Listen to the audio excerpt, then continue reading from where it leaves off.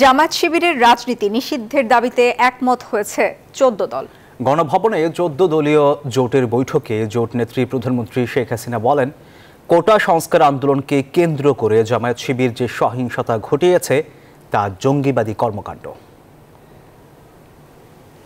কোটা সংস্কার আন্দোলনকে পুঁজি করে দেশব্যাপী ঘটে যাওয়া হত্যা ও নাশকতার প্রেক্ষাপটে গণভবনে জরুরি বৈঠকে বসে আওয়ামী লীগ নেতৃত্বাধীন 14 দলীয় জোট। ছাত্র আন্দোলনের নামে যে নাশকতা হয়েছে সেজন্য বিএনপি জামাতকে দায়ী করেন জোটের শীর্ষ নেতারা।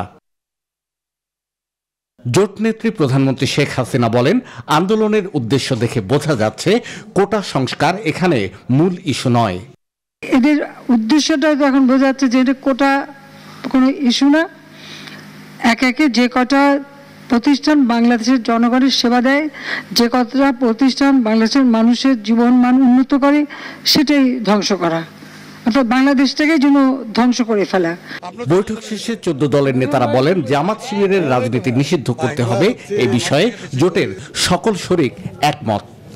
জামাত শিবির নিষিদ্ধ করার সর্বসম্মত সিদ্ধান্ত গৃহীত।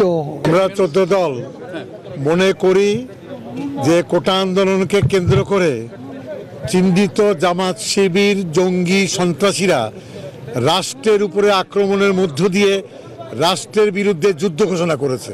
এবার এই ঘটনার মধ্য দিয়ে প্রমাণিত হয়েছে কত ভয়ঙ্করভাবে তারা রাষ্ট্র এবং বাংলাদেশের স্বাধীনতা সার্বভৌমত্বকে আক্রমণ করতে পারে। বৈঠকে দ্রুত দেশের সকল শিক্ষা প্রতিষ্ঠান খুলে দেওয়ার পরিবেশ তৈরি করার আহ্বান জানান জোট নেতারা। একই সঙ্গে নিরাপরাধ কেউ যাতে গ্রেফতার না হয় সেটিও নিশ্চিত করতে বলেন তারা। শাহ আলী জয়, নিউজ 24, ঢাকা।